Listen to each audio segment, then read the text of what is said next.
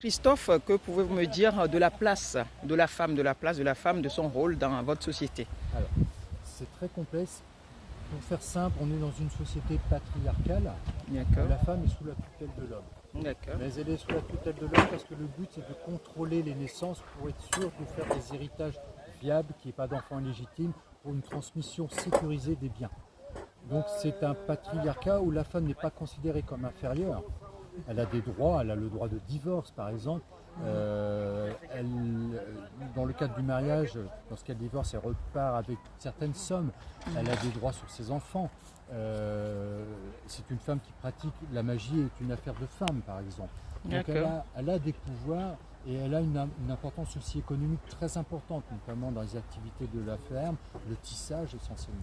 Donc la femme est souvent considérée un peu à l'écart, on ne s'y est pas trop intéressé pendant longtemps et depuis une vingtaine d'années on commence à s'intéresser au rôle des femmes dans la société scandinave et c'est bien qu'elles étaient toujours sous la tutelle, elles étaient très actives dans les sagas, des récits anciens des 12e et 15e siècles.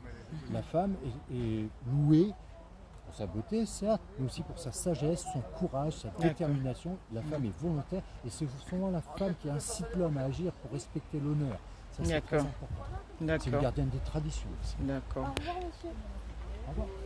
Et que pouvez-vous nous donner comme différence entre avant et après la femme de viking d'avant et d'aujourd'hui, de la société d'aujourd'hui, pardon?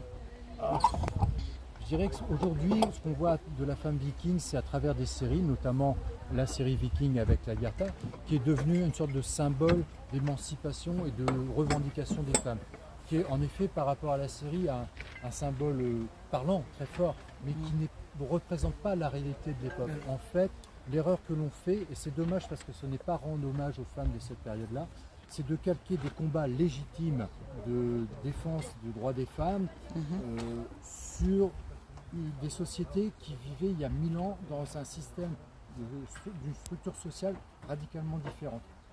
C'est donc c'est une bonne image pour les revendications féministes, mais ce n'est pas une bonne image de la femme scandinave. De la femme, par contre, je précise que la femme scandinave était, par bien des aspects, une battante. D'accord, femme battante, d'accord. Très bien. En tout cas, merci beaucoup. Comme il pleut, on va devoir arrêter. Et à la prochaine. Merci. Merci.